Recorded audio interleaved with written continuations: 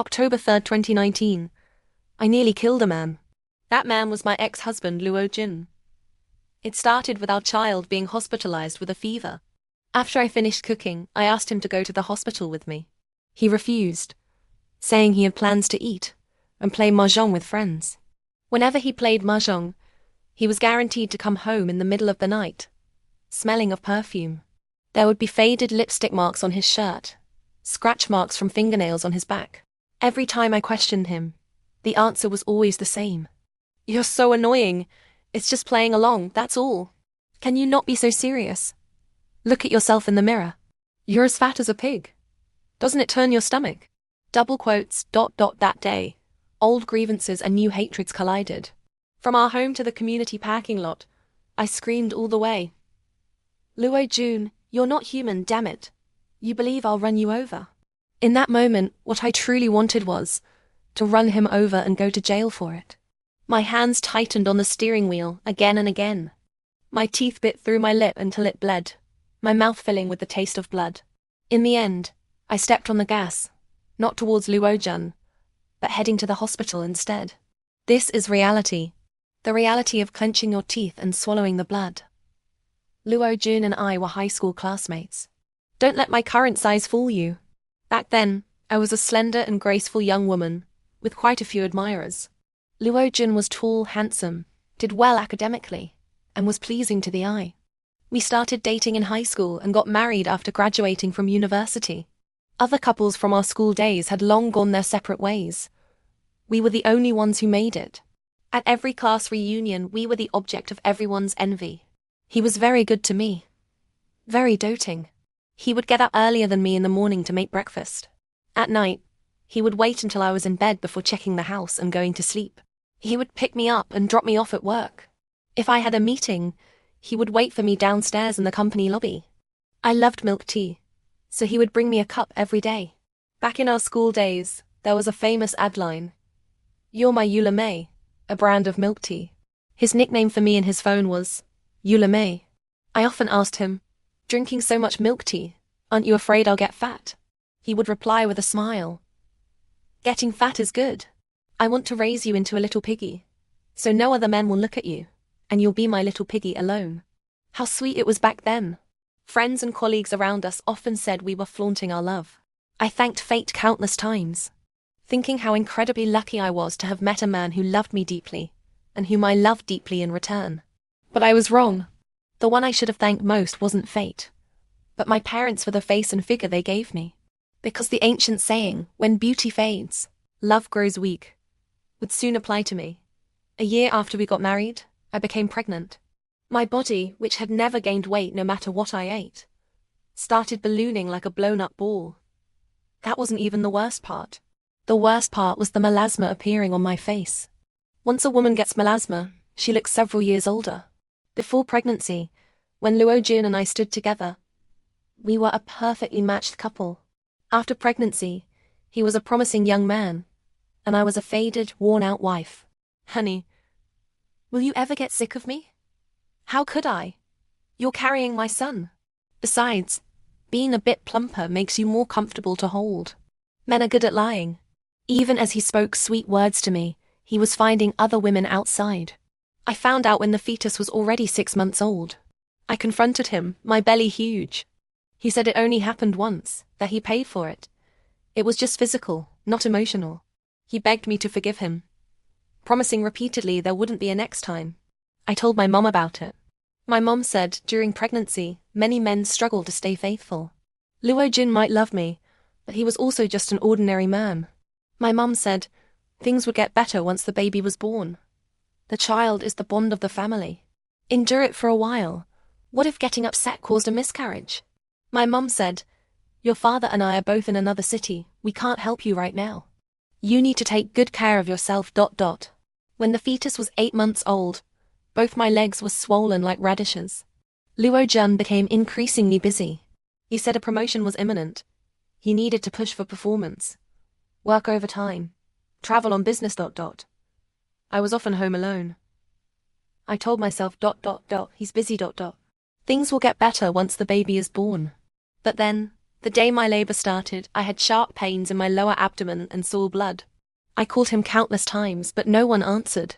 At 11 p.m., I went to the hospital alone. The baby was born. A baby boy, 6 pounds, 3 ounces. I lay on the hospital bed. Luo Jun rushed to the hospital and immediately called his mother excitedly. "Mom, it's a son. A son. Mom, you were wrong, weren't you?" Jiang Li's belly was round like that, but she still had a son. Only then did I understand why. During the 10 months of pregnancy, Luo Jun's parents had only visited me twice, and why they had been so lukewarm towards me. They wanted a grandson. They thought I was carrying a granddaughter. Didn't we agree? Boys and girls are the same? Looking at the overjoyed Luo Jun, I couldn't hide my disappointment. My own parents favored boys over girls, and I had hated that mindset since childhood. Luo Jun propped one hand on the hospital bed and used the other to play with the baby. But Mom and Dad have some old-fashioned ideas that are hard to change. That's normal. "Honey, you're the great hero of our family now." I sighed, but secretly felt a bit relieved. Lucky it was a son. If it had been a daughter, who knows how much they would have despised her. That evening, my in-laws happily arrived at the hospital carrying chicken soup, cooing "precious grandson" repeatedly. With the son, did my status in the family improve because of the child? No. Before getting pregnant, I had also heard of postpartum depression and thought it was overly dramatic.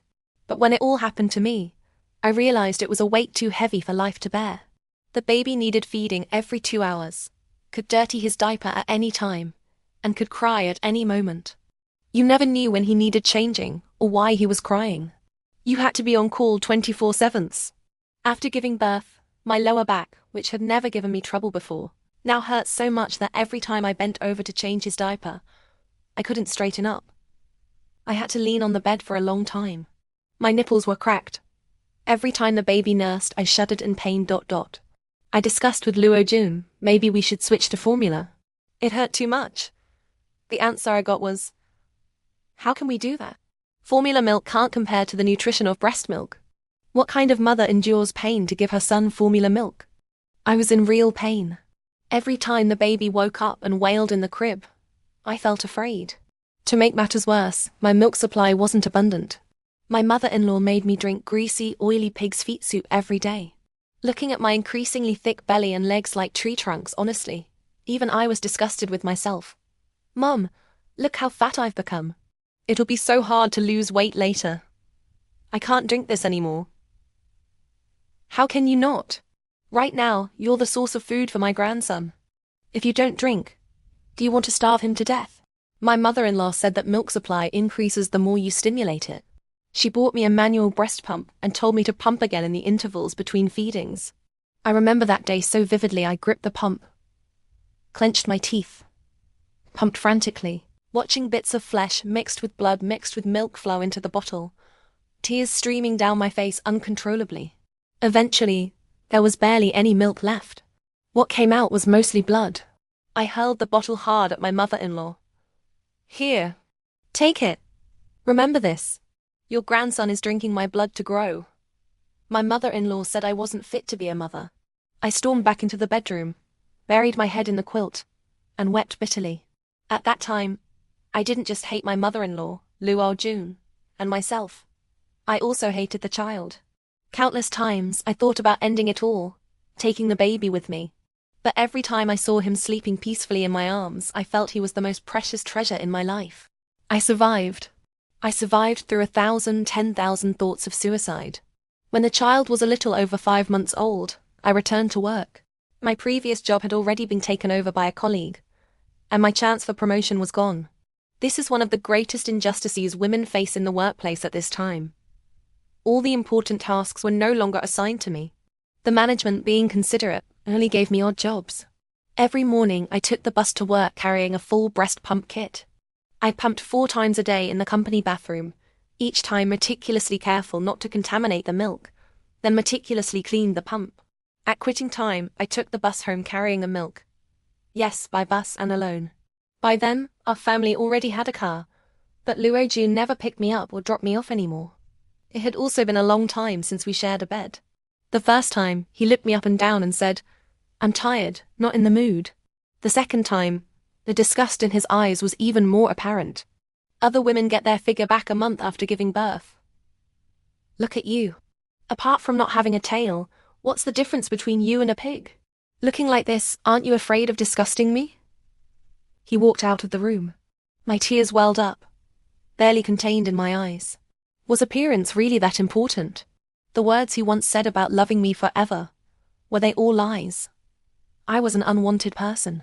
In this family, aside from being a tool to bear a child, I was just a dairy cow, a night nanny, and the one who worked to help support the household.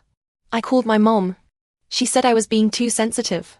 She told me not to overthink things, to focus on raising the child well, saying the child was the priority, and I could lose weight after weaning. As for Luo Jun, she told me to be more considerate towards him, to be gentle, and not to focus solely on the child. I smiled through my tears. After hanging up, I never poured out my grievances to my mom again. Life was too bitter. I couldn't sleep peacefully at night, and I struggled to get through work during the day. Walking down the company corridor every day, I felt like a ghost, my head heavy and my feet light. I relied on a half-hour nap during lunch break to recharge. Life was too bitter. Luo Jun and his parents would eat, and I would feed the child. By the time I finished feeding him, all that was left was scraps and leftovers, a table in disarray. What was this stuff, if not pig slop? After I ate those scraps, I still had to wash the dishes and clean the kitchen, because my mother-in-law had already cooked dinner, so I had no reason not to do the rest of the housework. By the time the kitchen was clean, the baby would have dirtied his diaper again.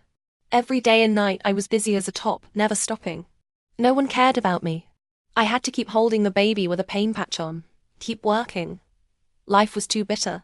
All the love and affection of youth crumbled like a sandcastle after pregnancy and childbirth, leaving behind only bleached bones. I was probably sick, suffering from postpartum depression like many new mothers. I would often cry for no reason, and thoughts of suicide were my constant companions. Strangely, even at this point, I didn't think about divorce. Millions of women give birth around the world. Who doesn't have to work and raise a kid at the same time? What are you crying for? You're the only one with so many problems. What's that in your hand? The baby isn't weaned yet. How can you drink milk tea? Don't you have any self-awareness as a mother? Your back hurts? Go see a doctor. Don't pretend at home.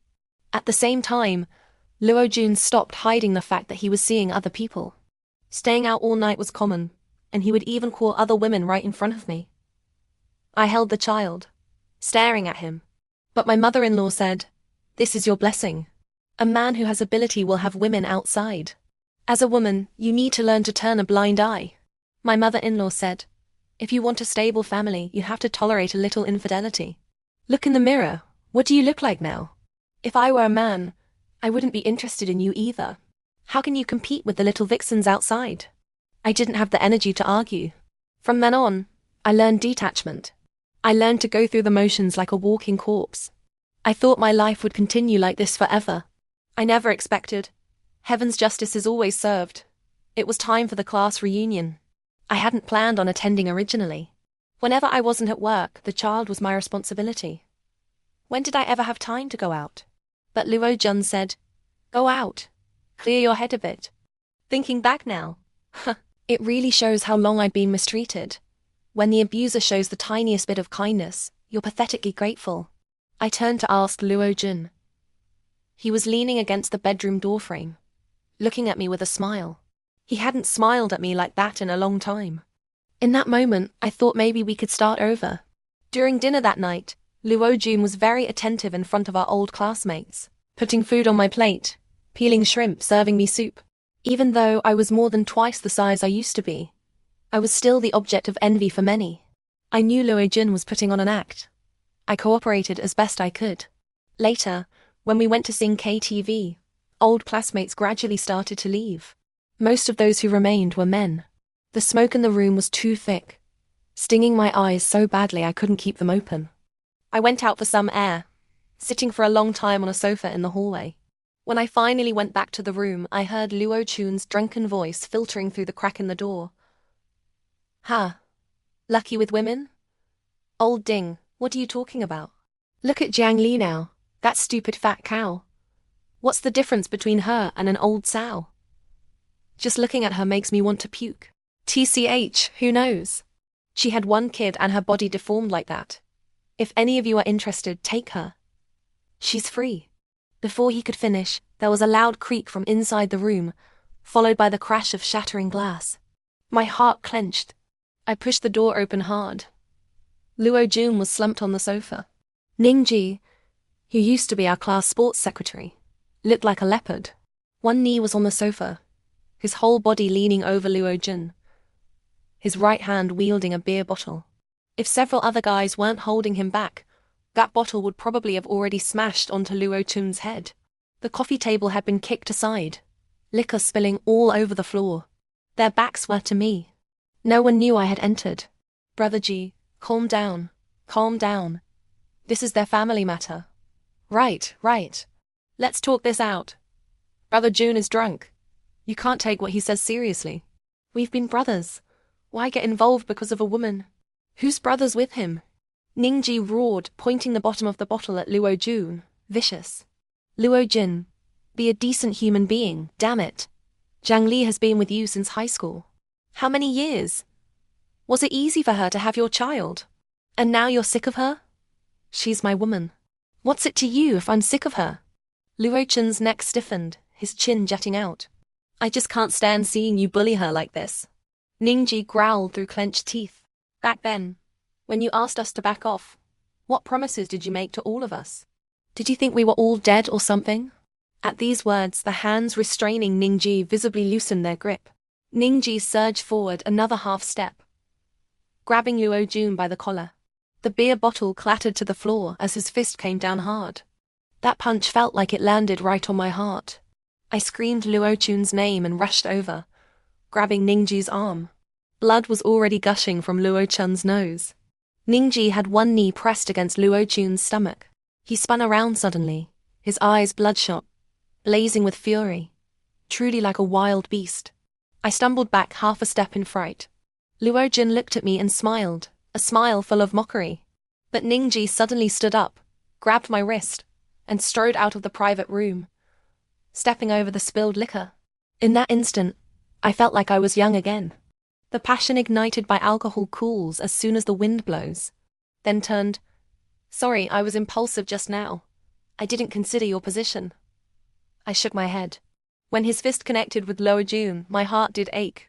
All these years, Luo Jun had felt like a piece of flesh grown onto my heart. But when Luo Jun looked at me with that mocking smile, I suddenly woke up. He didn't love me. He trampled on me. Why should my heart ache? Why couldn't I let go? I thanked Ningji and started walking in the opposite direction from home. I didn't want to go home. I didn't want to face anything connected to Luo Jun. Jiang Li, you forgot your bag. Jiang Li, where are you going? Hey, wait a moment.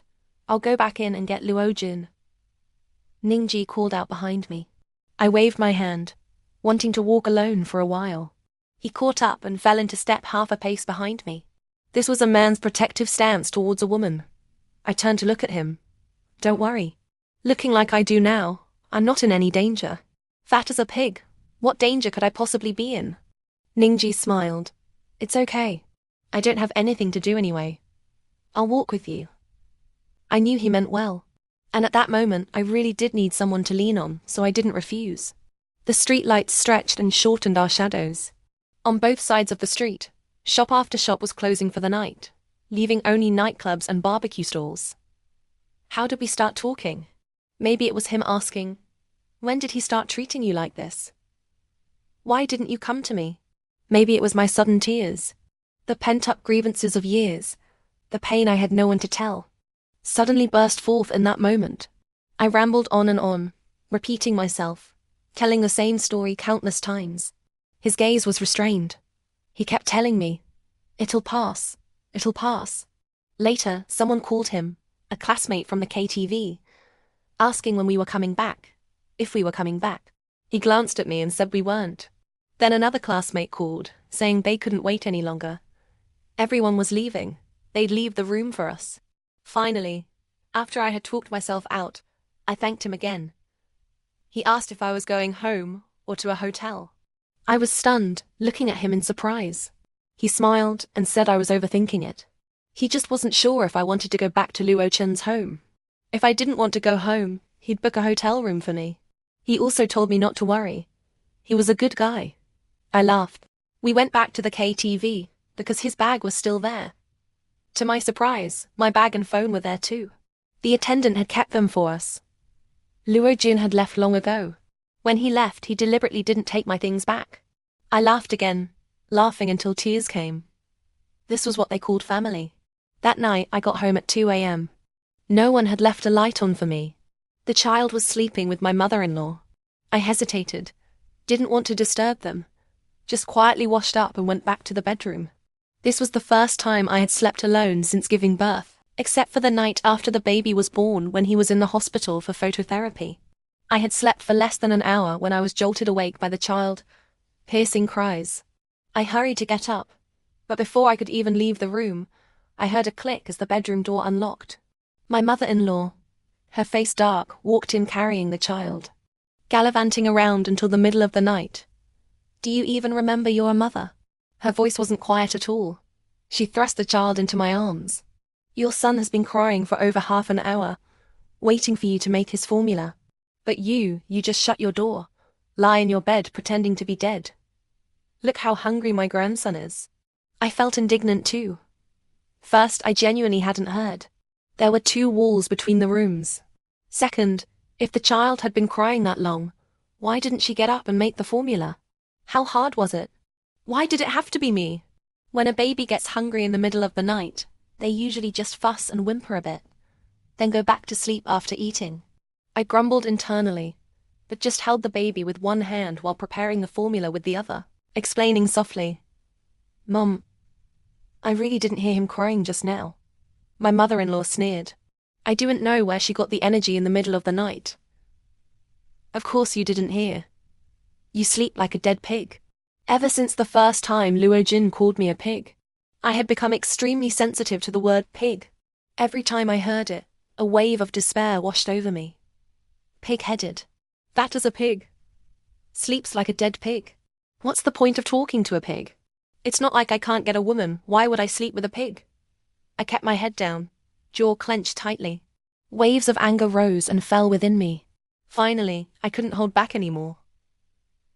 I looked up at my mother-in-law. "Mum, can you please stop calling me a pig?"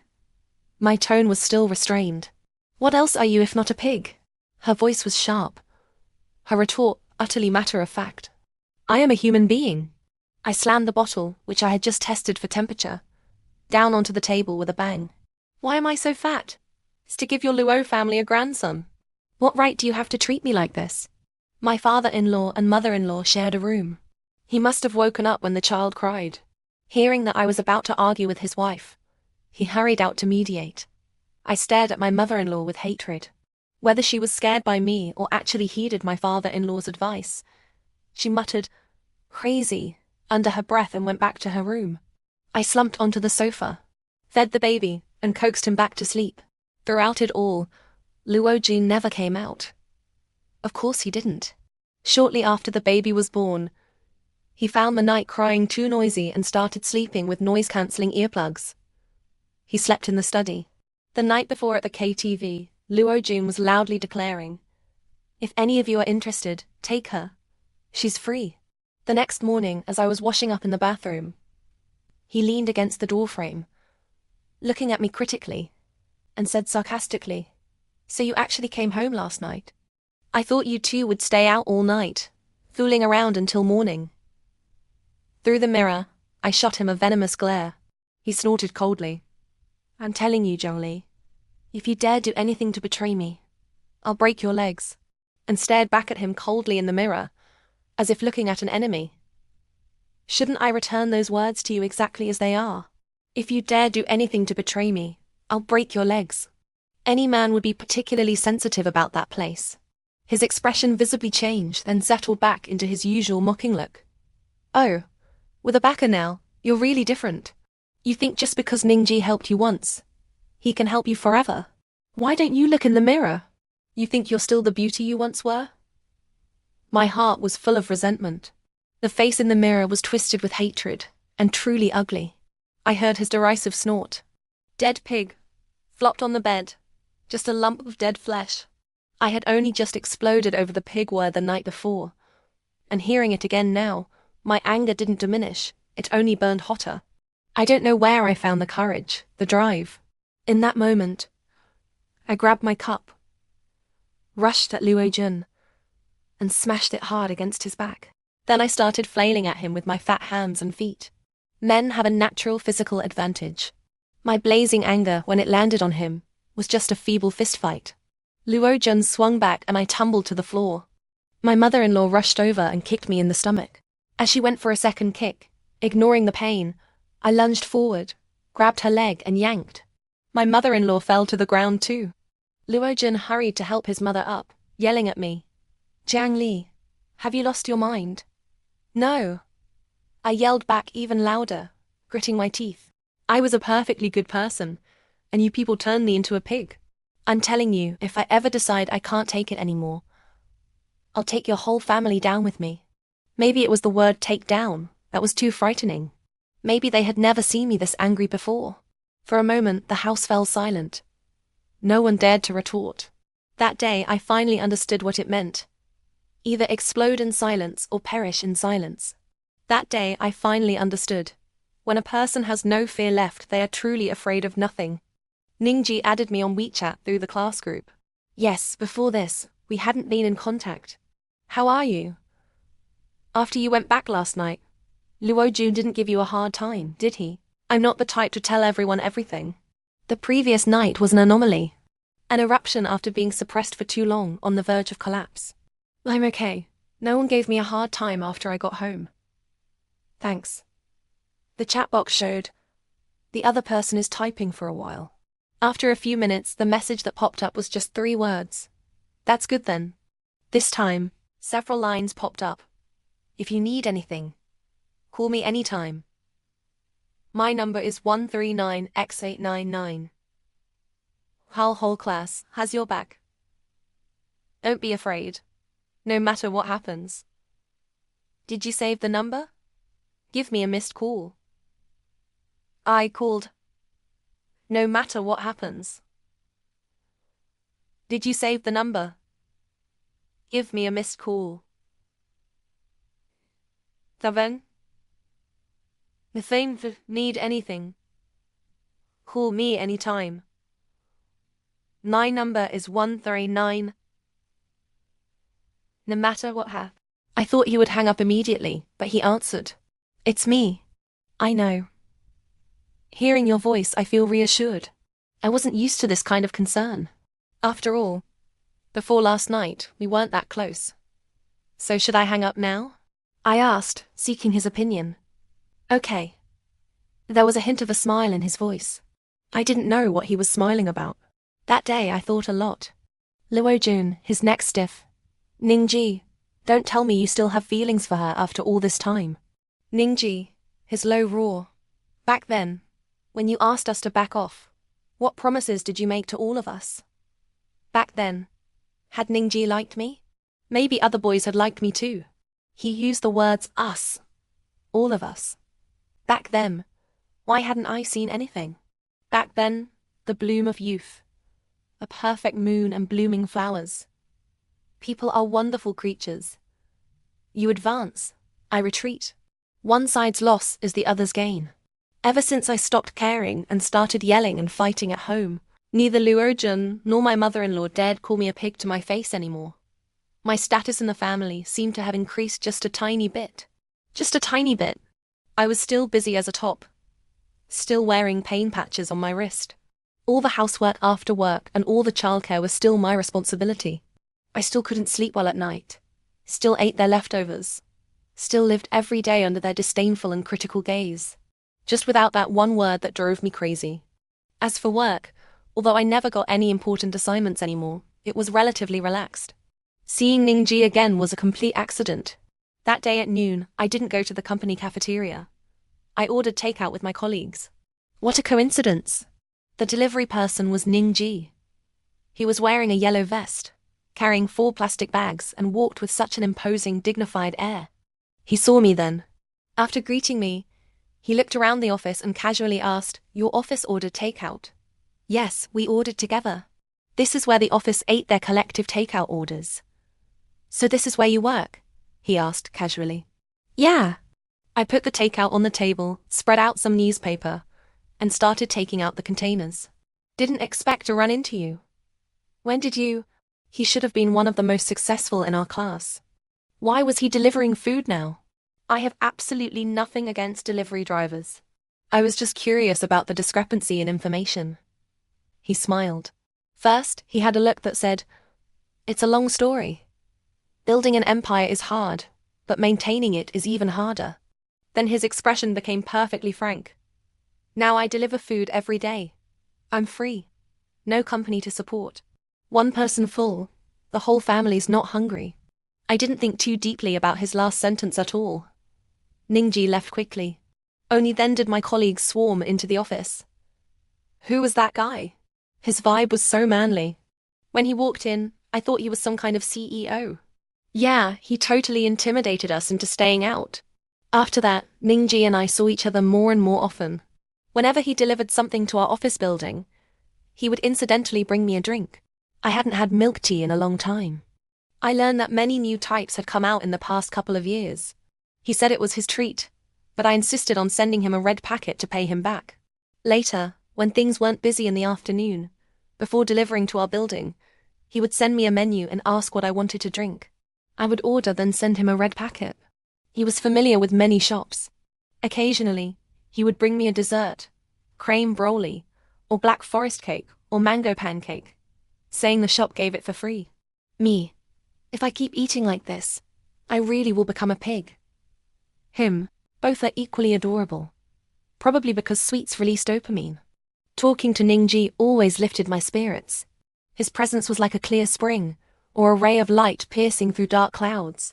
However, when it came to physical labor, this ray of light was an absolute failure. Often, after delivering afternoon tea, it would be his self-defined quitting time. He'd turn off his delivery app and refuse any more orders. I rode with him several times on his little yellow delivery scooter. And on that little yellow scooter, what a coincidence, I saw Liu Ajun with his arm around other women, talking. I saw him queuing for coffee with other women. I saw him coming out of shopping malls with other women. Many years ago, when I was still in high school, Liu Ajun told me about it once.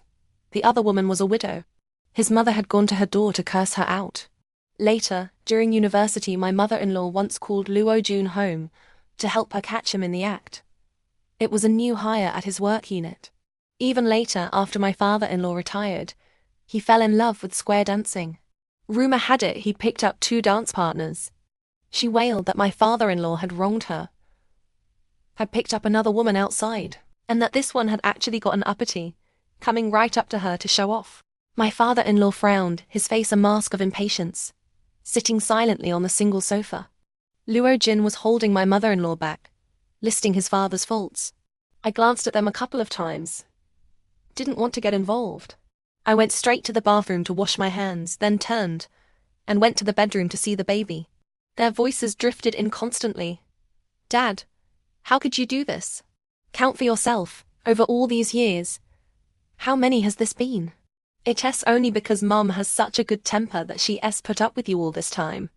People would laugh at you if they found out. My mom raised me. Manage this household, it wasn't easy. You need to have a conscience. You're a textbook definition of a scumbag." Listening in the bedroom, I started to laugh. What is double standard? No one illustrates it more thoroughly than this family. My mother-in-law has sharp ears. Hearing me laugh, she screeched for me to come out, demanding to know what I was laughing at. I hadn't planned to say anything, but my mother-in-law was vicious-tongued, saying I was a mute, that you couldn't get a fart out of me with 8 sticks. So I just plopped myself down on the other single sofa. "Mom, why can't you see it differently? If you just change your perspective, a bad thing can become a good thing. Dad having someone outside, this is your blessing. A man who has ability will have women outside. You taught me before. As a woman, you need to learn to turn a blind eye.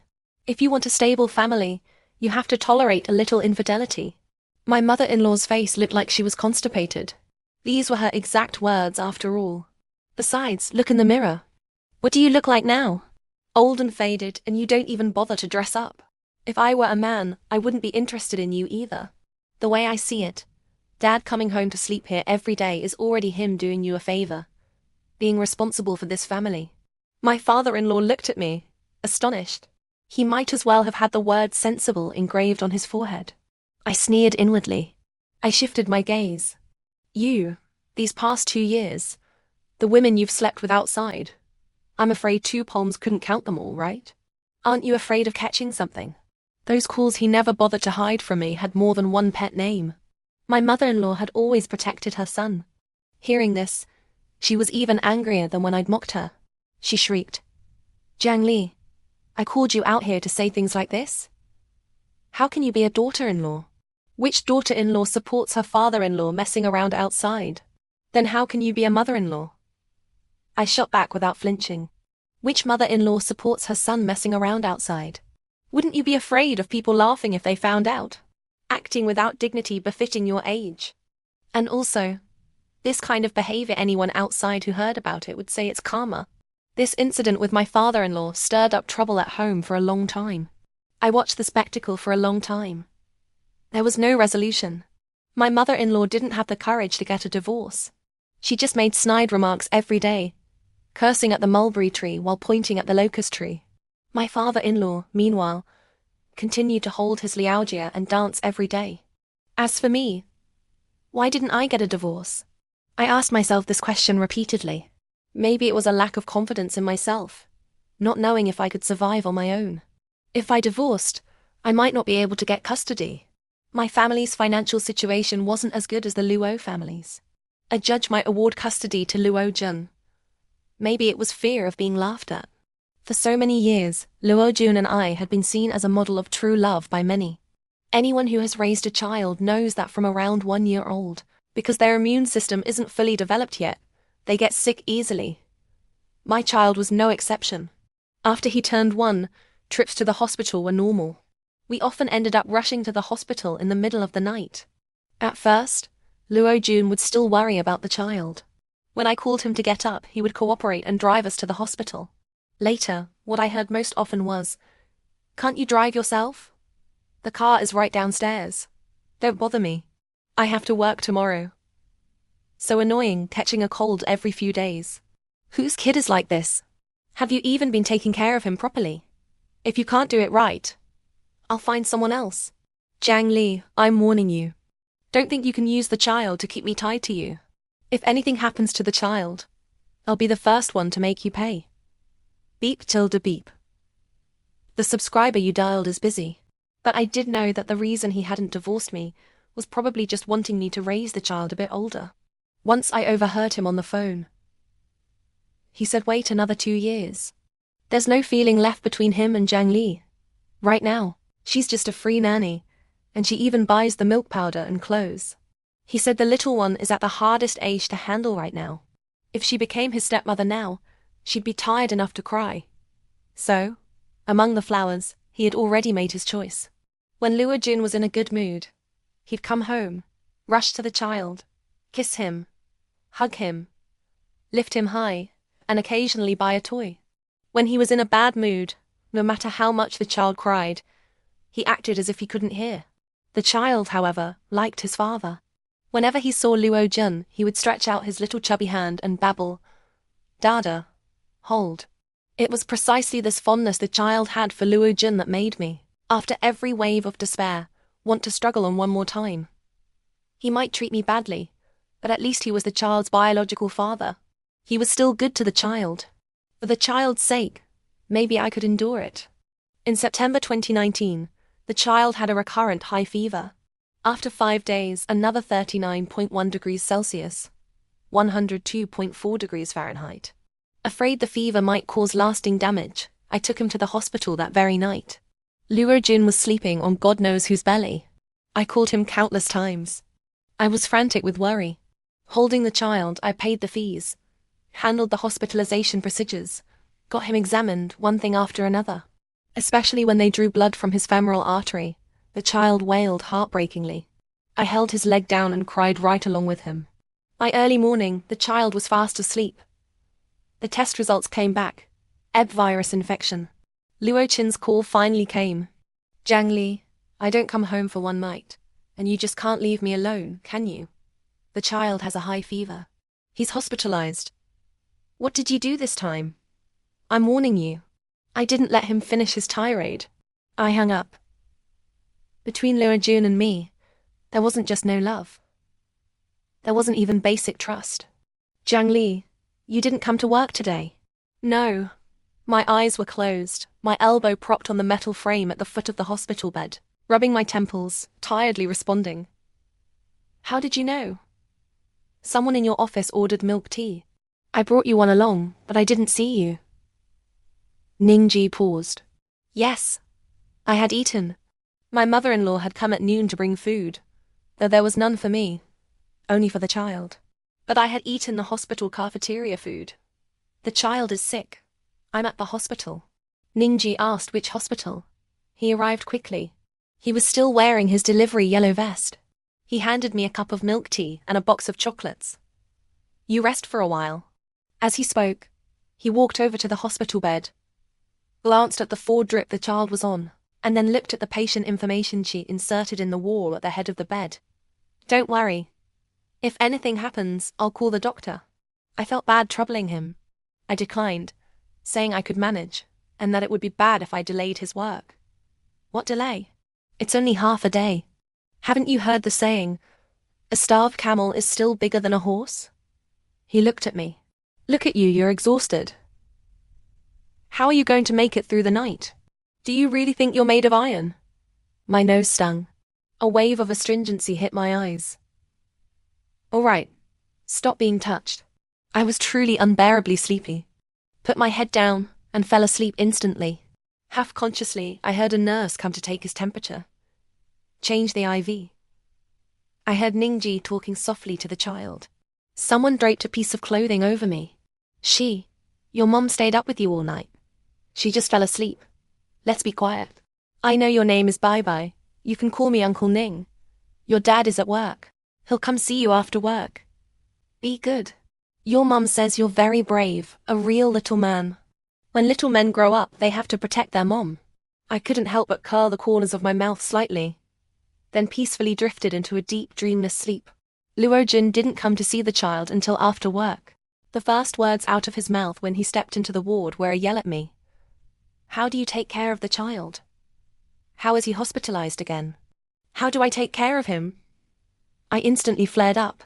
How could the difference between people be so vast? I brought him here in the middle of the night.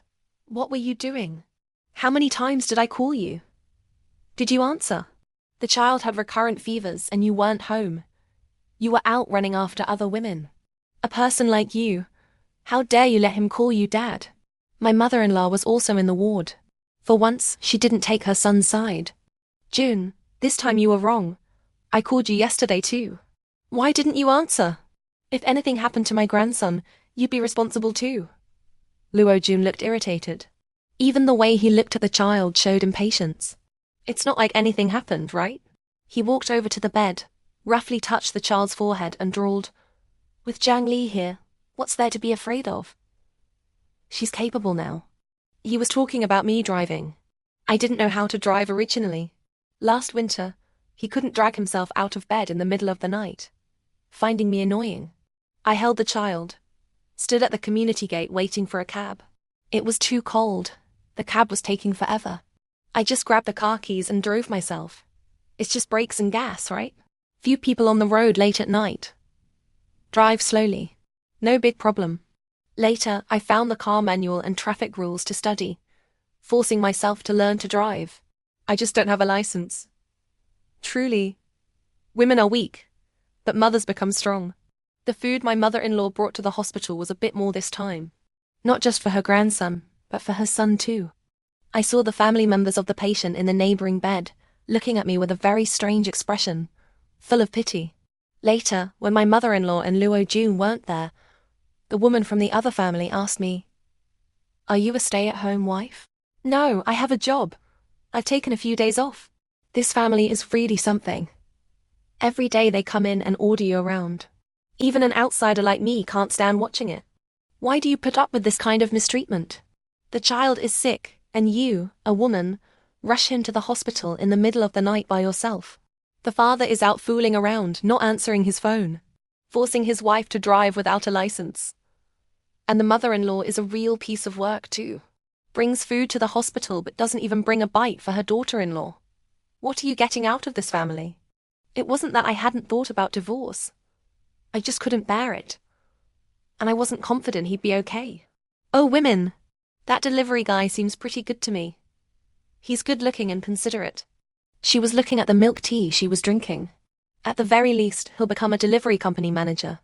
I thought it was such a waste for Ningji to be delivering food. While the child was sleeping, I sat on the chair by the bed and sent him a message. Me. You're not planning on delivering food forever, are you? Him. No plans to change careers for now. I'll think about it after resting a while. Why, you got a good suggestion. Me. Top 10 computer science program in the country. Combined bachelor's and master's. Slacking off like this, aren't you afraid your advisor will come after you? Him. Oh, you've been asking about me? Opening parenthesis smug.jpg.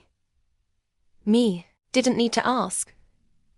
Who do people in the class group call for remote help when their computers break? Him. I have a delivery to make to the hospital soon. What would you like to drink? After drinking milk tea for over 10 years, ever thought about changing it up? I looked at his last sentence. Eventually I replied, green milk tea with ice. I wasn't blind to Ningji's intentions. The first time he said one person full, the whole family's not hungry. Maybe I didn't notice.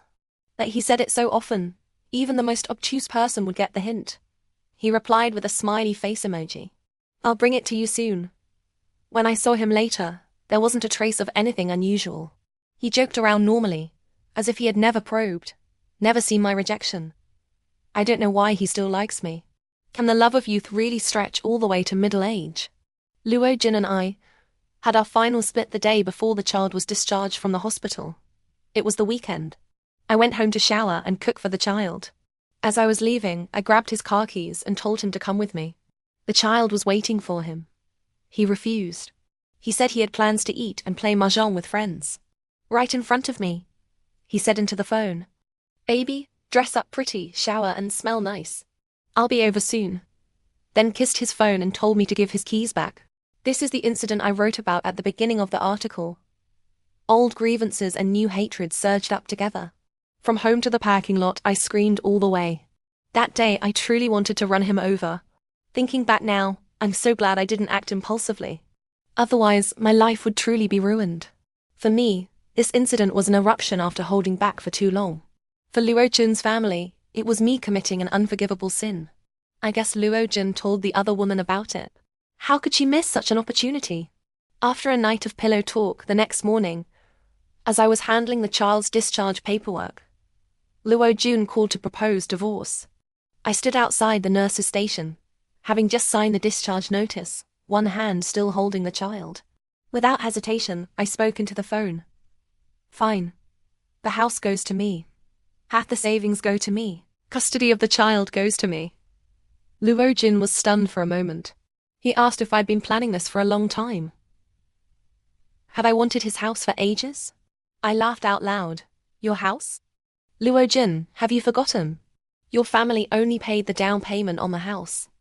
30% of the total price. The mortgage uses my housing fund. The monthly payment is deducted from my salary. When a couple divorces, asking for half their assets is normal, isn't it? The house goes to me.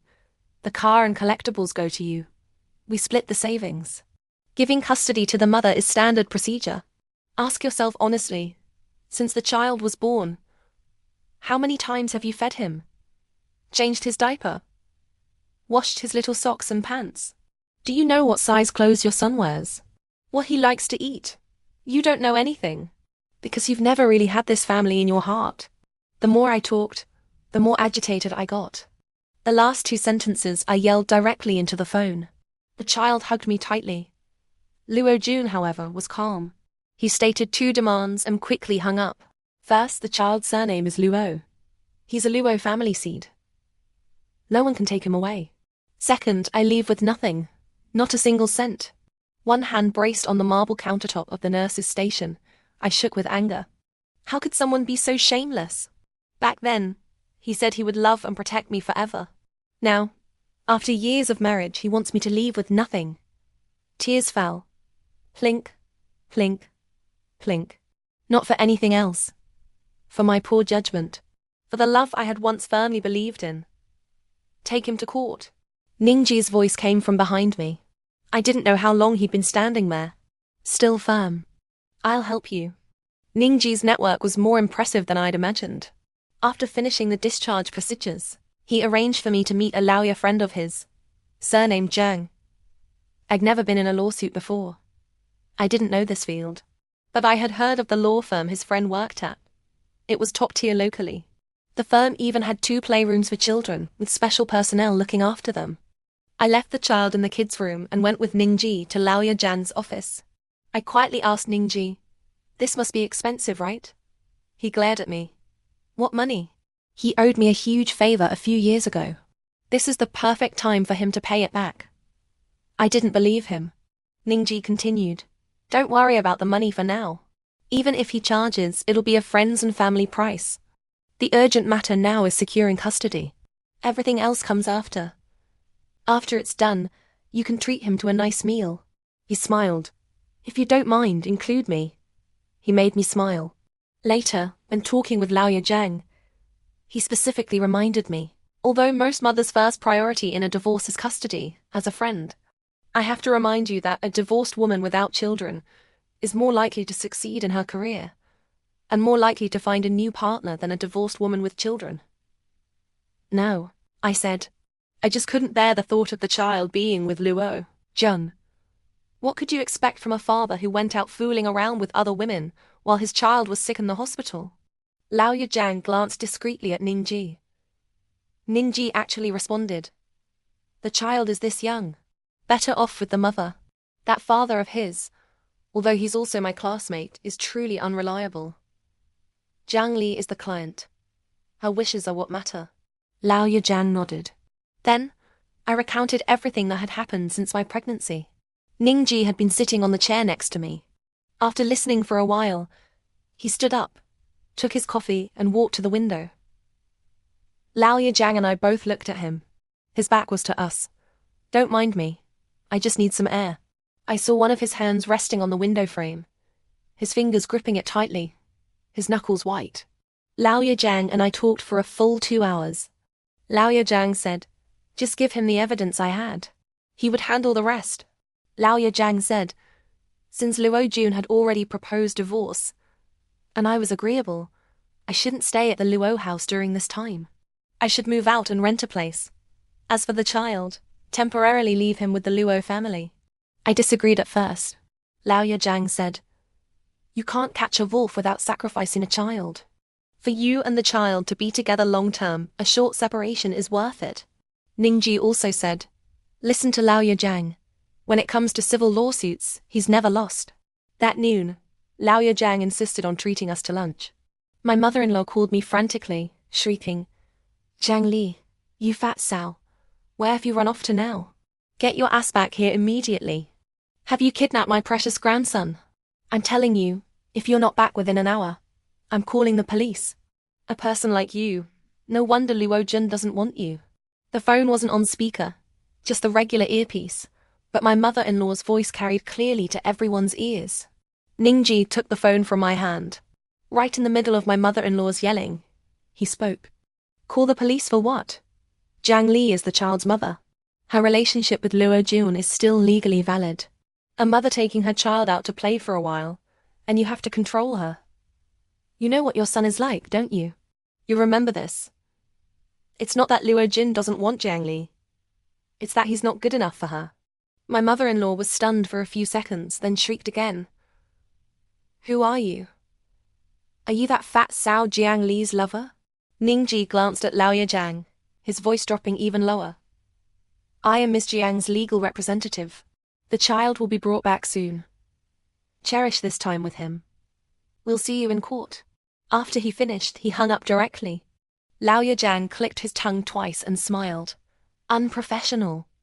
Ningji retorted, "It's not my job." Why do I need to be so professional? By the way, be honest, what are the chances? Lao Yajang stroked his chin, pretending to think. If I say 60%, it'll make me seem not very impressive. But if I say 100%, it'll make the case seem too simple. So, roughly 80%, give or take. Seeing them so relaxed, facing the monumental event of divorce, I actually felt less scared. Lao Yajang looked at me and smiled, explaining, "Just kidding. In our line of work, we strive for the maximum benefit for our clients. There's no such thing as saying definite chances." That afternoon, no matter how reluctant I was, accompanied by Lao Yajang, I took the child back. Ningji waited in the car outside the residential community. What greeted me downstairs was a mess all over the ground. My clothes, my skincare products, my makeup, even my books and computer, all thrown into the green belt downstairs. The computer was smashed to pieces. Brass and underwear hung from the trees. My old face flushed with embarrassment. Lao Yajang quickly pulled out his phone and started taking pictures. The one who should be embarrassed isn't you, but the person who threw your things out. Remember, the more uncivilized they act, the harder it will be for them to get custody. My mother-in-law charged downstairs and snatched the child away. The child wailed. My mother-in-law first yelled at the child, "What are you crying about? Is she fit to be your mother?" Then she yelled at me, "Take your trash and your lover and get out of here now." Jiang Li, you remember this clearly. It's not you divorcing Luo Jun. It's our Luo family discarding you. Her voice was enormous, as if she wanted the whole neighborhood to hear. Lao Yajang bought me 2 woven bags for me, and borrowed a bamboo pole from the security guard. Together, we cleaned up the mess. Some things went into the trash bin, others into the bags to take away. The days waiting for the trial were agonizing. It was the first time the child and I had been apart for so long. When I was taking care of him before, I couldn't sleep well at night. Most of my thoughts were on him. Every time he whimpered twice, I'd wake up. Now, living in my rented place, I missed him so much I couldn't sleep.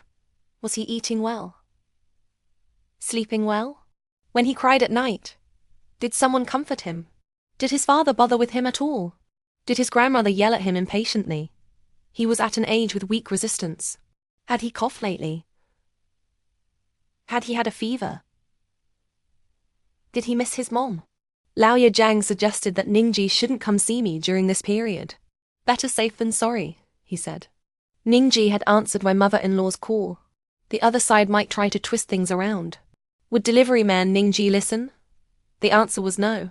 Because when he delivered to my office district, he still carried personal items and brought me a cup of milk tea when delivering to our office building. Of course, apart from the milk tea, nothing else. The coincidental ride-hailing rides after work also disappeared. My parents strongly opposed my divorce. Aside from the "what will happen to the child after divorce" theory, it was a divorced woman is worthless. My mother shared some views with Luo Chun's mother, like, turn a blind eye, what man doesn't stray? She told me to go back and say some soft words. What woman doesn't suffer some grievances? But was the past few years for me just suffering some grievances? It was losing all my dignity. It slipped out. Mom, was I adopted? Every week, I would bring gifts to see the child. The Luo family wouldn't let me near him. When they saw me coming, they'd carry the child into the bedroom. The child would cry and fuss, and I couldn't help but cry along. Jinx, what are you here for? We gave you food, gave you a place to live before, and you didn't appreciate it. Get lost. Want to take my grandson? You've got some nerve. If you dare come again, I'll break your legs. I'm warning you. You'd better give up custody gracefully. Otherwise, Luo Jun will never forgive you. The things I brought, without exception, my mother-in-law would throw down from upstairs, just as I walked out of the unit door. Take your dirty things and get as far away as possible. Each time, I would silently pick up the thrown items and leave.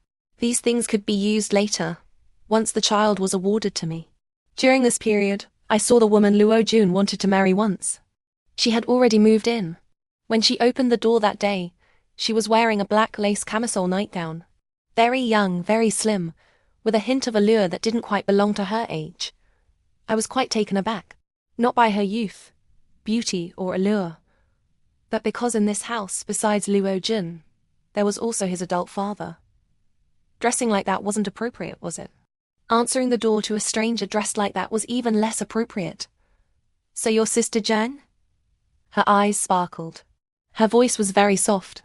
Then she leaned her body against the entrance wall, lowered her eyes, hitched up her nightgown strap, and drawled lazily. Don't waste your efforts. You're not welcome here. Brother Luo stopped loving you long ago. He only likes the young and pretty. Can you be young forever? I retorted. She smiled, not answering my question. She just twisted her body, slipped on her slippers, turned and called out, Auntie, your fat daughter-in-law is back. Her tone was completely different from when she'd first seen me. Luo Chun's mother rushed out carrying a broom. The young woman gave me another answer. From the bedroom she had returned came sounds of, So, Luo Jun had moved back into the bedroom. The child slept with his grandparents. My worldview shattered into pieces. Without waiting for Luo Chun's mother to speak, I turned and left. Court day arrived with beautiful sunshine. There had been mediation attempts before this. Neither Luo Jun nor I accepted. Both sides were deadlocked over property and custody. I couldn't back down. If I did, my child and I would be living in a rental, with a huge chunk of my salary going to rent every month, plus all the other expenses. My salary alone wouldn't cover it. Besides, why should I give in? I gave birth to this child. I nursed him. I changed his diapers, stayed up all night with him, raised him. And he's closer to me. As for the family assets, didn't I contribute? I paid the mortgage. The rest of the money mostly went to daily expenses. Luo Chin's salary was higher than mine, but not by that much. Why should I end up a penniless pauper just because of a divorce?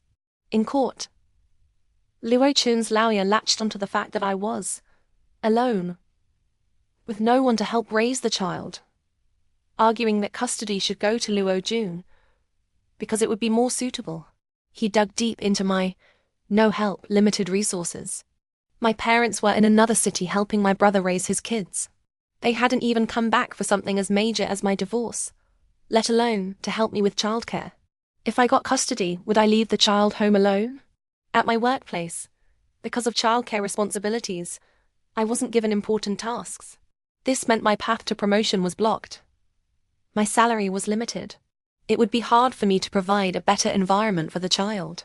Furthermore, he said I had an unpredictable temper. He specifically mentioned the time I screamed in the community parking lot that I would run Luo Jun over, which led to him wanting a divorce. He implied I had homicidal tendencies. He said I ignored traffic laws, repeatedly driving without a license, and even had community surveillance footage to prove it. As for the assets, their argument was, since the child would be with them, the house and car should naturally go with them.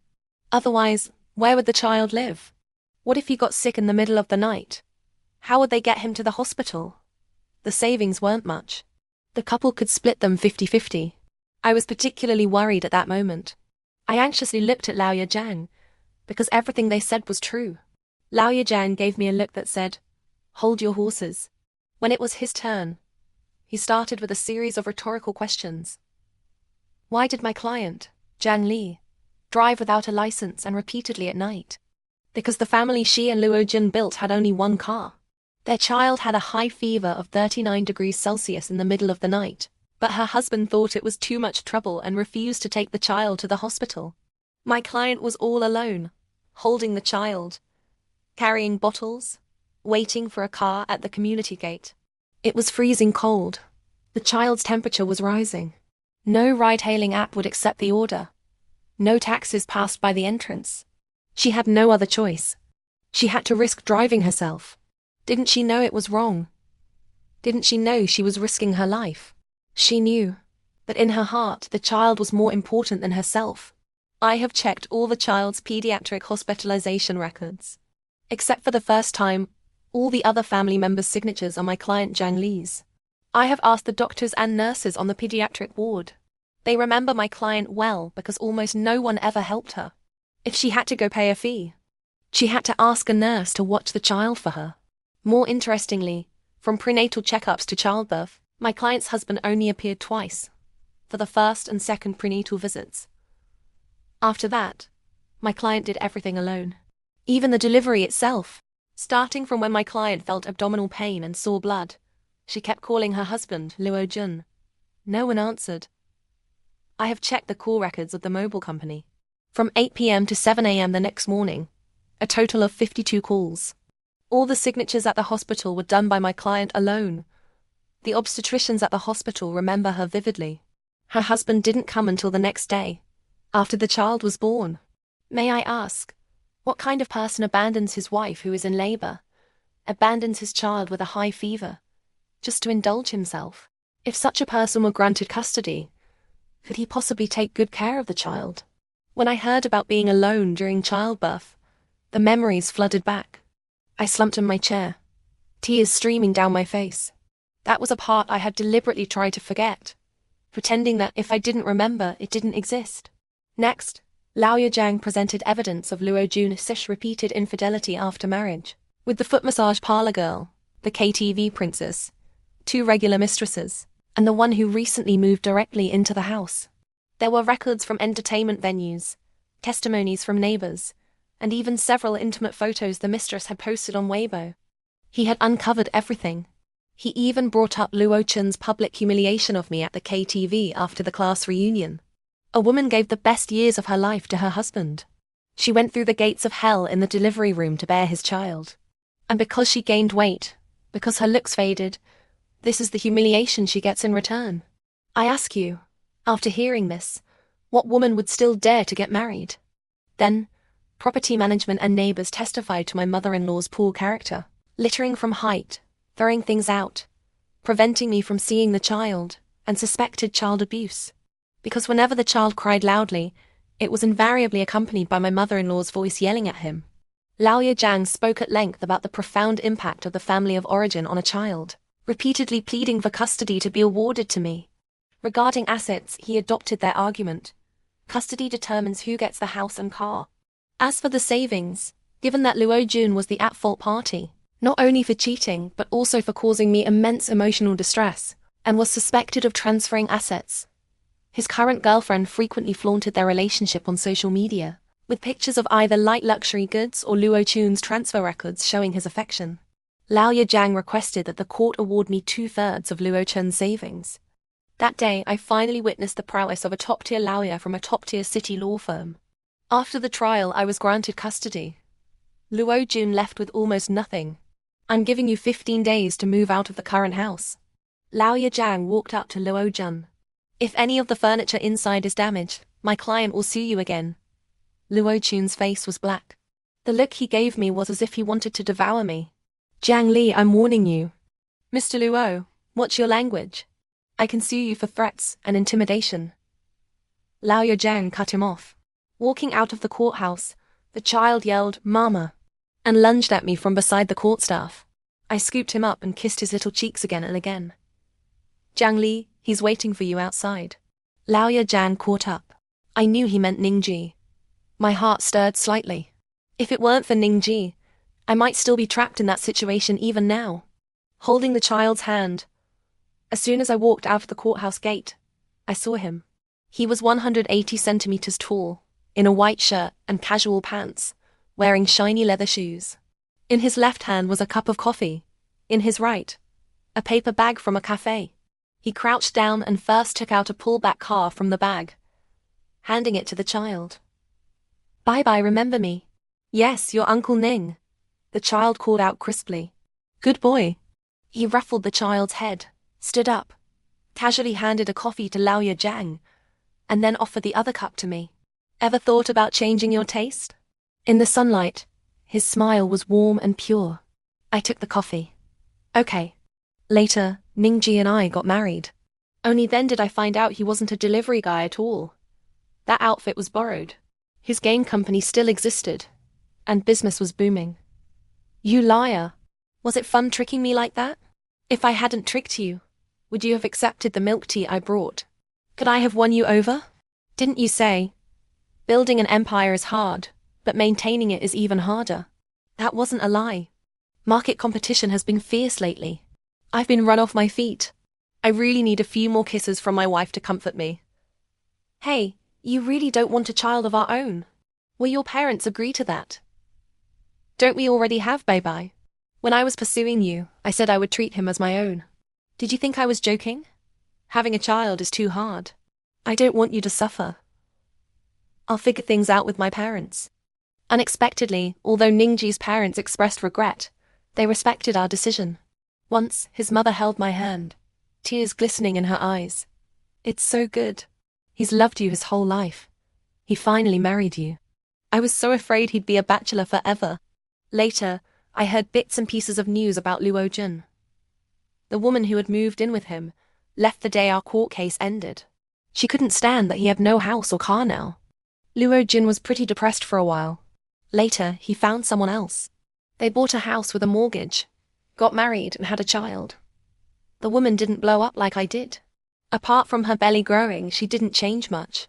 But Luo Jun's attitude towards her was no different from how he treated me back then. He quickly lost interest. His interest seemed to only ever linger on young girls. The woman, heavily pregnant, stormed into Luo Jun's company, demanding that his managers take action. In the middle of the yelling and fighting, her water broke, flooding the manager's office floor. Later, Luo Jun lost his job. After the woman gave birth, she went back to her parents' home. Then came the divorce. Ningji and I discussed it. At the end of the day, he just didn't love her enough, he said. If you truly love someone, not just through pregnancy and childbirth, but even if you never touched another woman your whole life, you could do it. Hey, aren't you bothered by my weight? I'm still a little chubby. I turned over and asked him. Why would I be bothered by your weight? He rubbed my belly with one hand, smiling as he answered. Don't you think it's soft and feels nice? I pouted and grabbed 2 handfuls of his stomach. His abdominal muscles were firm. The feel was excellent. His smile widened. He deliberately sighed. Sigh. You should be glad your husband doesn't have too many abs. Me, I wanted to kick him out of bed. You old show-off. I rubbed his stomach a couple more times. He pulled me into his arms, calling me wife over and over. He leaned close to my ear and whispered, As long as it's you, I like everything. Maybe this is what love is supposed to be like. A side story from Jihu's Salt Selection. A fat woman also has spring side story, Ningji's chapter. Luo Jun was a devil, but wasn't I one too? I married Zhang Li. But this marriage wasn't a match made in heaven. It was something I schemed to get, step by step. I met Zhang Li many years before Luo Jun did. We were in the same kindergarten. Even then, she was beautiful. Her little face was like carved powder and jade. She often had her hair in 2 little buns, one higher than the other, with little hair clips pinned askew. She was ridiculously cute. Many boys in the class saw her as their future wife. Sigh. Kids were so precocious back then. Just a few years old, and they already knew about wives. I secretly saw her as my future wife too. Once, an adult in my family joked, asking me, Is there a little girl you like in kindergarten? I answered without thinking. I like Lily. When I grow up, I'm going to marry her. The adult asked, But so many boys like Lily. What will you do? I didn't know what to do either. I was almost in tears.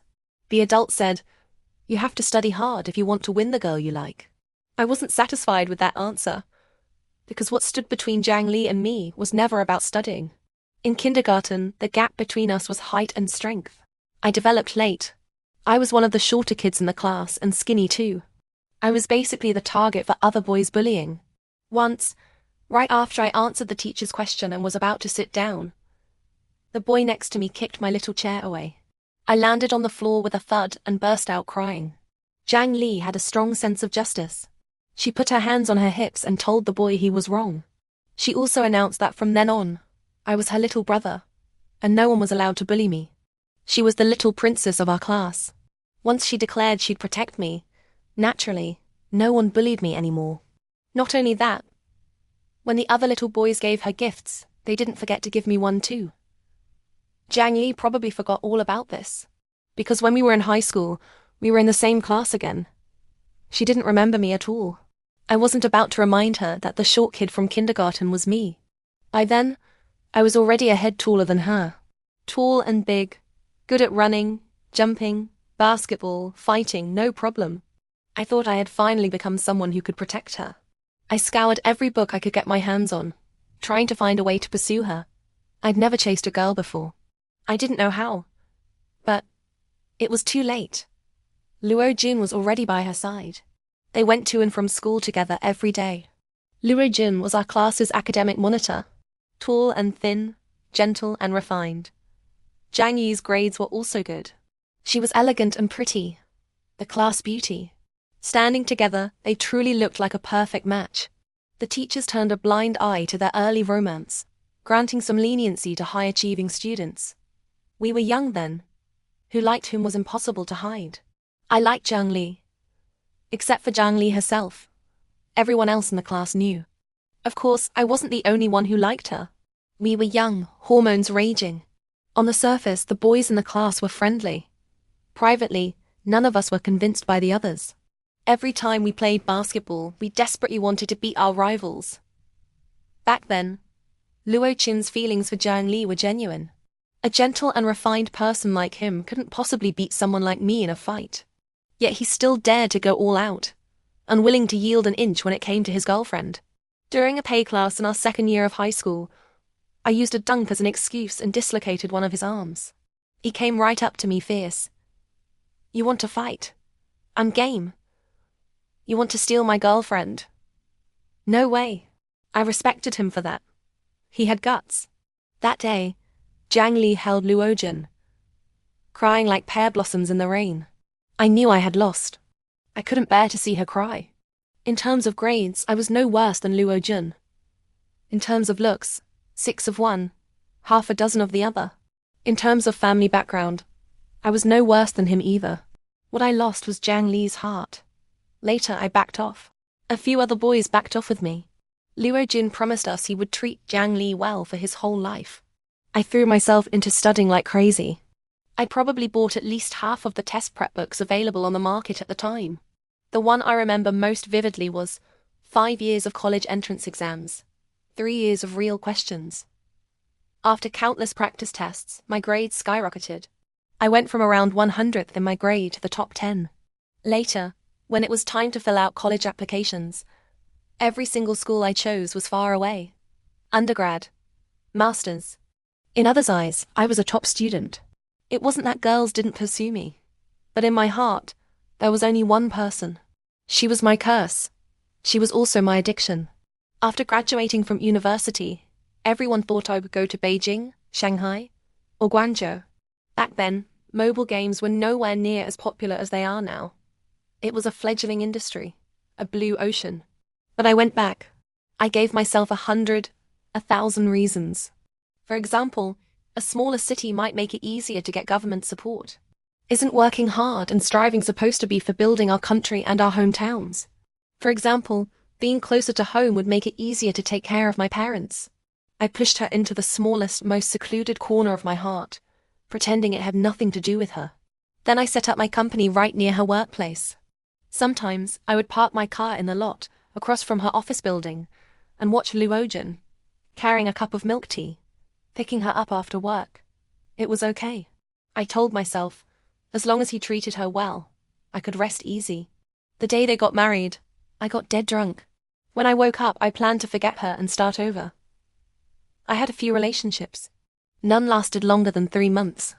No matter who it was, I just couldn't find the feeling I was looking for. There's someone else in your heart.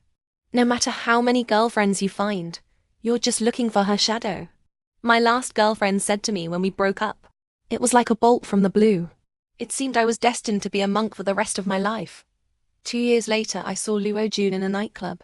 First floor was a disco. Second floor had booths. Third floor and above were private rooms. The higher you went, the fancier it got. I was entertaining clients that day. As we were leaving, one client said he wanted to go to the first floor to soak up some youthful vibes. That's where I saw Luo Jun, dancing cheek to cheek with a flashily dressed girl. His hands were all over her butt, groping and squeezing. My brow twitched violently. He was here. So where was Zhang Li? I searched the entire dance floor and seating area on the first floor. I didn't see Zhang Li. I beckoned a waiter over and asked who Luo Jin had come with. The waiter pointed to a table. There were 4 glasses on it. Also at the table were another man and a girl, both strangers to me. Only 2 years of marriage, the child less than a year old, and he's already cheating. I felt so indignant for Jiang Li. I casually took a photo of Luo Jin being intimate with the girl and left. That night, I thought a lot. Thought about telling her. Thought about not telling her. Thought about what would happen if I told her. Thought about what would happen if I didn't. In the end, I chose silence. I had seen her before. Although she had gained a lot of weight, when she looked at Luo Jin, her eyes still held that light from our high school days. If I told her, would she believe me? Or would she think I was meddling? Moreover, we hadn't spoken in years. If I suddenly went to her and told her this, what position was I in? I started lurking in their neighborhood. I would go there after work, park my car in a random spot, and wait to see if Luo Jin came home on time. At first, he came home on time, even earlier than before. I wondered if what I'd seen in the nightclub was just a one-time thing. But soon enough, I realized how naive I was. It wasn't that he wasn't cheating anymore. It was that he had become more skilled at it.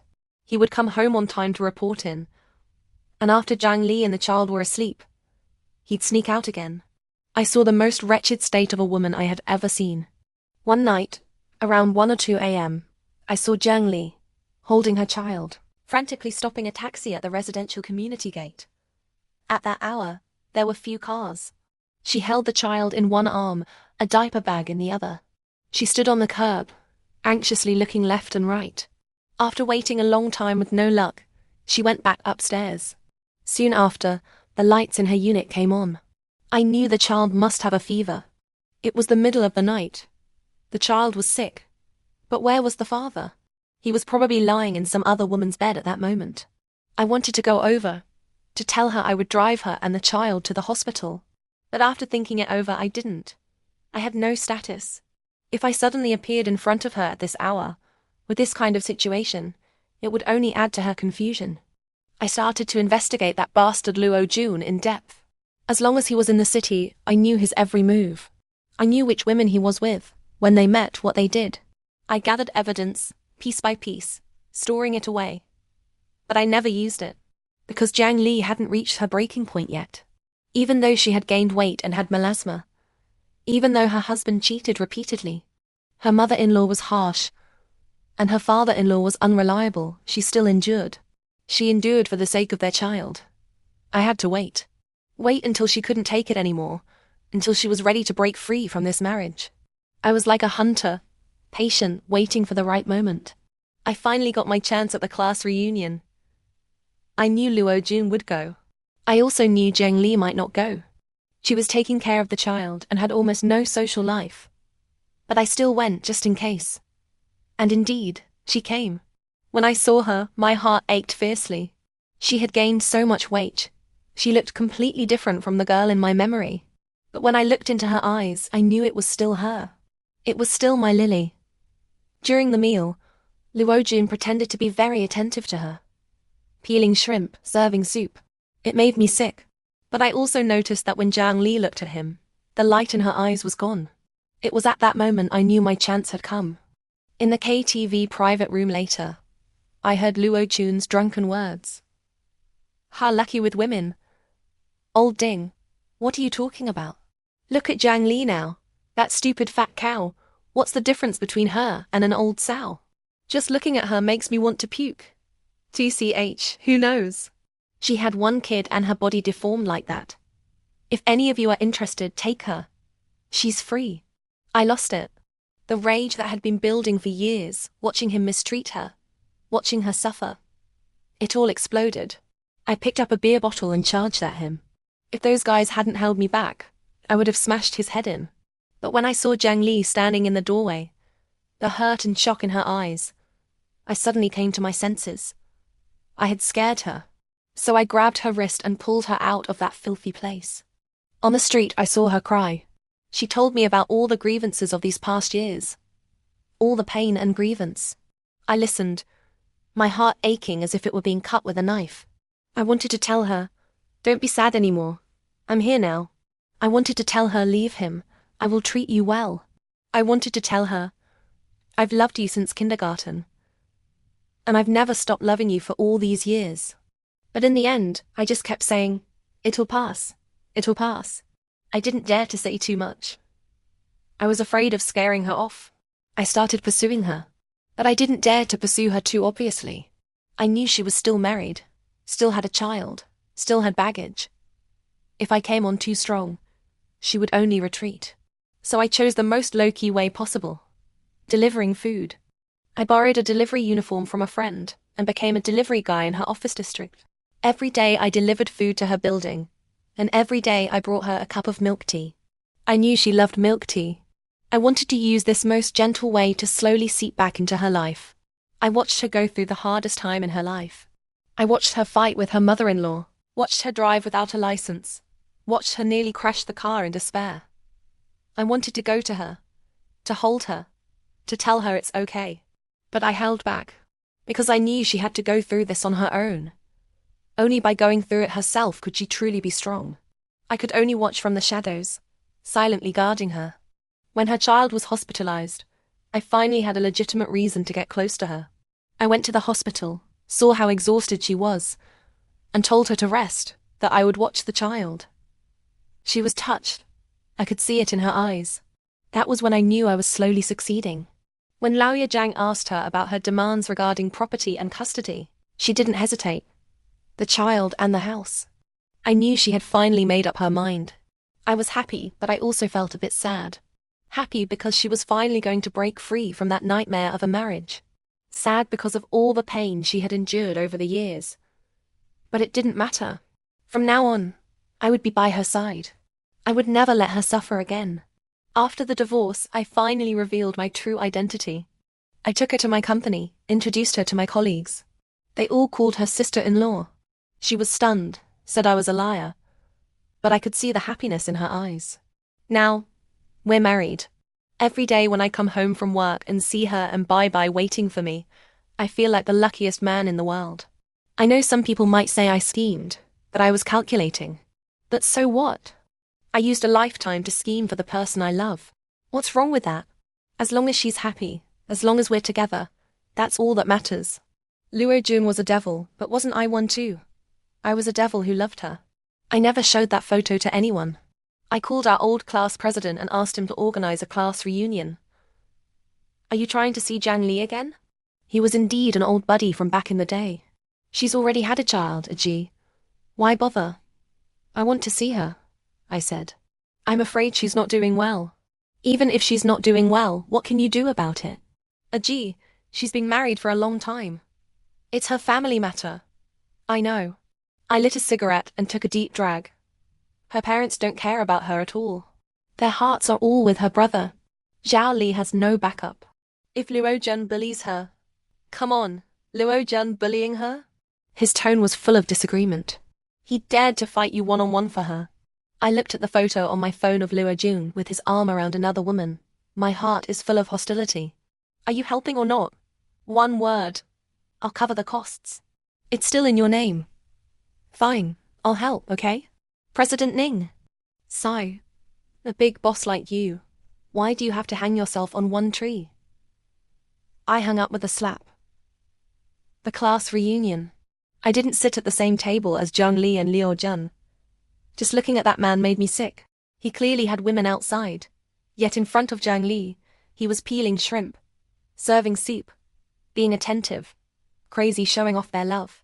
My heart ached for Zhang Li. Did she even know? That meal, I ate without tasting a thing. My finger kept scrolling on my phone screen. I had a bombshell on my phone. But I didn't know whether to tell her. Sai Aji, you see now, they're doing just fine. The class president sat next to me, leaning in my direction, clinking his glass against mine, looking at me as if I were a lost cause. Are you still jealous? Look at that sour face of yours. Afraid someone won't notice. I ignored him. Sai, how did Zhang Li get so fat? She used to be so slim. He was still chattering. I glanced at him and said, displeased. What's it to you if she's fat? Is she eating your rice? I stole another glance at Zhang Li. I thought, being a bit chubby was cute. She looked like a steamed bun. I couldn't help but smile. "You're hopeless, you are," he said. I didn't deny it. If I had any hope, I wouldn't have given up on Beijing, Shanghai, and Guangzhou back then and come back. Later, what happened at the KTV? You all know. I pulled Jiang Li and left. God knows. That was the first time I held her hand since kindergarten. From the private room to the KTV entrance, I wished I could walk that way forever. Countless times I wanted to stop, to turn around and hug her, to tell her that Luo Jun wasn't worth it, that she should come with me. In the end, reality isn't a fairy tale. I let go of her hand. "Sorry, I was impulsive just now. I didn't consider your position." She shook her head and said thank you. Said she wanted to walk alone for a while. In that instant, I knew she knew about Luo Jun. That night, I walked with her. Stretch after stretch. She cried for a long time. There was no doubt that Luo Jun wasn't good enough for Jiang Li. Someone good enough for Jiang Li would at least have to be as devoted as I am. Even if my goddess was chubby, she was still a goddess in the realm of the slightly plump. Since Luo Jun didn't know how to cherish her, don't blame me for stealing her away. The next day, I added Jiang Li on WeChat, spent money to have someone investigate Luo Jun thoroughly, and called the head of the local branch of a certain food delivery platform, asking him to equip me with a full delivery guy uniform. Based on my understanding of Jiang Li, directly asking her to dinner or giving her gifts was completely impossible. Before she completely broke things off with Luo Jun, she wouldn't accept any other man. Not even the tiniest chance. And I needed countless opportunities to see her that didn't seem deliberate. The delivery guy disguise was perfect. Patience pays off. 3 days later, there was a delivery order from Jiang Li's office. I rushed over. The head of the delivery platform branch was waiting for me downstairs in person. "Thanks." I took the full plastic bags and turned to walk into the building. "Hey, Brother Ning." He stopped me, frowning, giving me a long look, especially at my head, collar and shoes. Not quite right. I raised an eyebrow, impatience written all over my face. What's not right? Don't delay me from seeing my goddess. That sly guy, he instantly understood my look and changed his tune. "Handsome.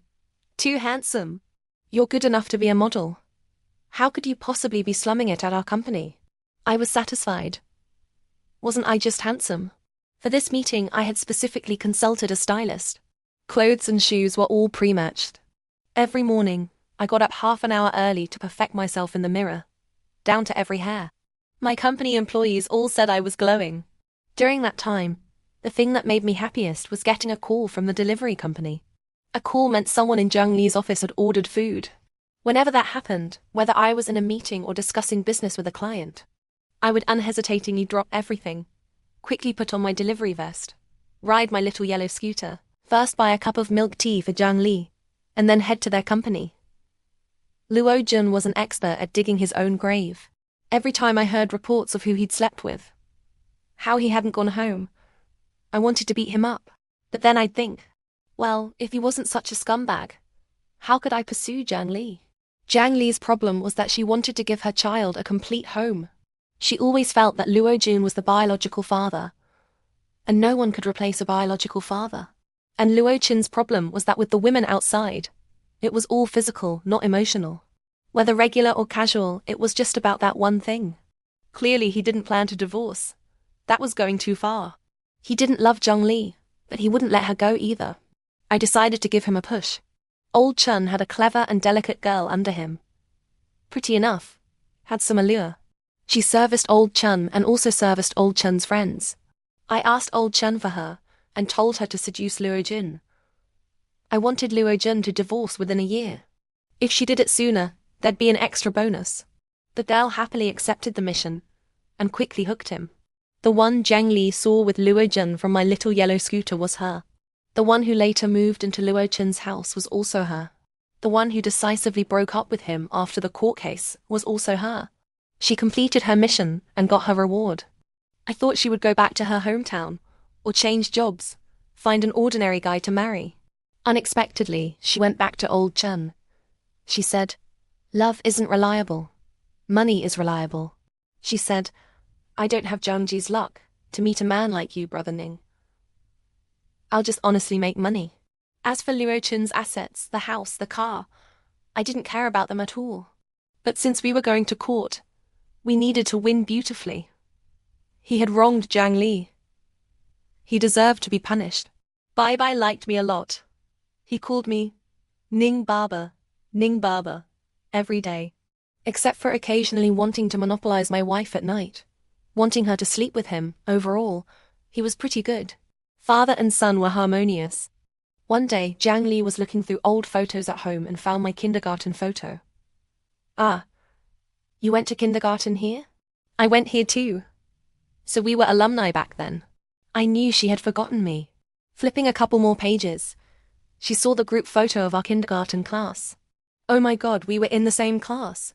She turned around, pretending to be serious. Classmate Ning, may I ask which one is you? Very unwillingly, I pointed to the one next to her. Back then, I was a head shorter than her. Sure enough, she burst out laughing and called me by my old nickname. Wow, fess up honestly. Did you like me even back then? Yeah. I vowed to marry you even then. My secret exposed, my manly face felt a bit hot. She was stunned for a moment. So I treated you like a brother and all you wanted was to sleep with me. I thought, might as well give up. Yeah, so will you let me or not? Her. Well, reluctantly. Okay. I laughed uncontrollably, hugged her. Li, I really do cherish you more and more. Every day I spend with her, my love for her grows by one more point.